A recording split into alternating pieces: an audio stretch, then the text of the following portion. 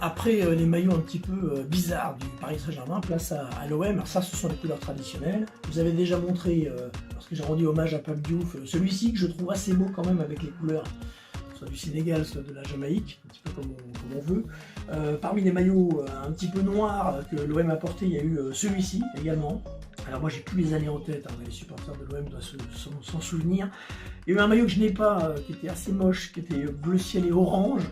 Et puis juste pour vous montrer quand même les bizarreries des équipementiers, c'est que sur les dernières années, on a eu l'OM en noir et on a eu le PSG en noir. Donc vous voyez, il y a quand même de gros points communs entre ces deux clubs rivaux pourtant. Comme quoi, parfois on se permet des choses rocambolesques.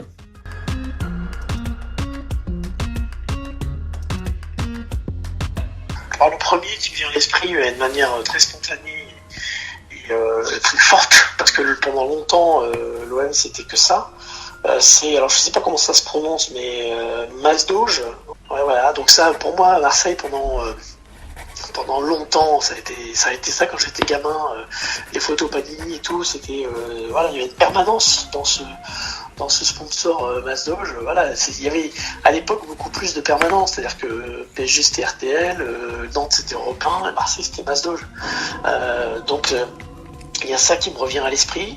Il y a un improbable maillot zone Marseille. Alors celui-là c'est un collector, hein, pour ceux qui l'auraient éventuellement. Et puis bon, après le maillot qui me revient ancien, il y a le maillot Bouygues du début de la période Tapi, quoi. Voilà, ouais, quand Tapi fait venir, arrive et fait venir Papin.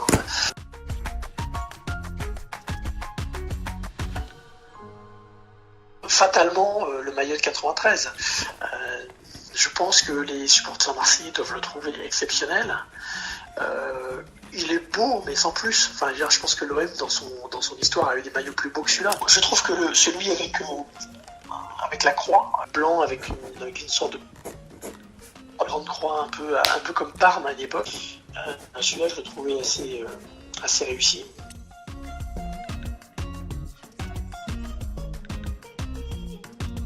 Enfin, je trouve que les plus beaux sont fatalement les blancs, quoi. Voilà, les blancs. Moi, je suis pour.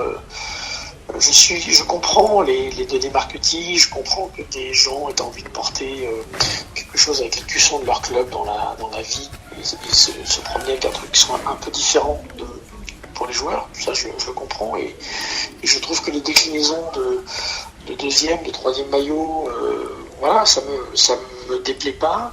Si on fait tout pour que sur le terrain, par contre, on porte les couleurs du club au maximum. Je supporte pas, c'est par exemple cette idée de porter un maillot totalement étranger au cœur du club en Ligue des Champions. C'est-à-dire qu'en fait, ou en Europe, tu te bats toute l'année quand tu es supporter. Je pense que tu as envie de voir le maillot de ton club en Ligue des Champions.